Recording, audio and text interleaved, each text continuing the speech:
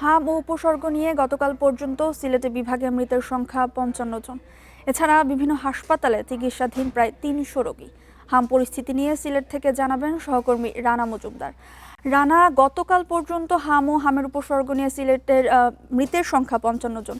চিকিৎসকরা কি বলছেন এবং যারা চিকিৎসাধীন অবস্থায় হাসপাতালে আছেন তারা পর্যাপ্ত চিকিৎসা পাচ্ছে কিনা জানাবেন। দেখুন, আসলে সিলেটে প্রতিনিয়তই কিন্তু হামের যে প্রকোপ সেটি কিন্তু বাড়ছে এবং আমরা দেখতে পাচ্ছি যে প্রতিদিনের যে পরিসংখ্যানটি স্বাস্থ্য বিভাগ থেকে আমাদেরকে দেয়া হচ্ছে সেটি অনুযায়ী আমরা দেখতে পাচ্ছি যে প্রতি ঘন্টায় সিলেট বিভাগের কোনো না কোনো স্বাস্থ্য কমপ্লেক্স, হাসপাতাল সেগুলোতে আসলে রোগী কিন্তু ভর্তি হচ্ছে। আমরা এই মুহূর্তে রয়েছি সিলেটের শহীদ শামসুদ্দিন আহমেদ হাসপাতালে, যেটিকে হাম ডেডিকেটেড হিসাবে রাখা হয়েছে এবং এখানে মূলত এখন পর্যন্ত প্রায় শতাধিক রোগী কিন্তু এখন পর্যন্ত ভর্তি আছে এবং তারা চিকিৎসা নিচ্ছে।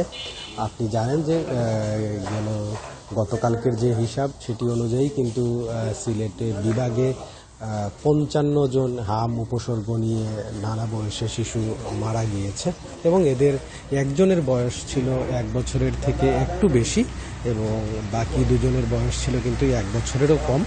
পাশাপাশি সিলেটের এর অন্যান্য যে উপজেলাগুলো রয়েছে সেগুলোতে মূলত আসলে হামের যে চিকিৎসা সেটি পরিপূর্ণভাবে পাচ্ছেন না বলে রোগী কিংবা যারা স্বজনরা রয়েছেন তারা আমাদেরকে অভিযোগ করেছেন এবং সেখান থেকে মূলত হচ্ছে তাদেরকে সিলেট বিভাগের সবচেয়ে বড় যে হাসপাতালটি রয়েছে উসমানী মেডিকেল কলেজ হাসপাতাল, সেখানে তাদেরকে প্রেরণ করা হয় কিংবা হাম ডেডিকেটেড হিসাবে যে হাসপাতালটি রাখা হয়েছে অর্থাৎ শহীদ শামসুদ্দিন আহমেদ হাসপাতাল, সেখানে তাদেরকে মূলত ট্রান্সফার করা হচ্ছে। তো সেক্ষেত্রে বলা যায় যে উপজেলা পর্যায়ের হামের যে চিকিৎসা সেখানে কিছুটা ভোগান্তি পেতে হচ্ছে রোগী কিংবা রোগী স্বজনদেরকে এবং একই সঙ্গে আসলে স্বাস্থ্য বিভাগ বলছে যে তাদের টিকাদানের যে কর্মসূচি সেটিও কিন্তু চলমান রয়েছে এবং লক্ষ্যমাত্রা অর্জনের ক্ষেত্রেও তারা অনেকটা এগিয়েছেন, কিন্তু একই সঙ্গে পাল্লা দিয়ে আমরা দেখতে পাচ্ছি যে প্রতিনিয়ত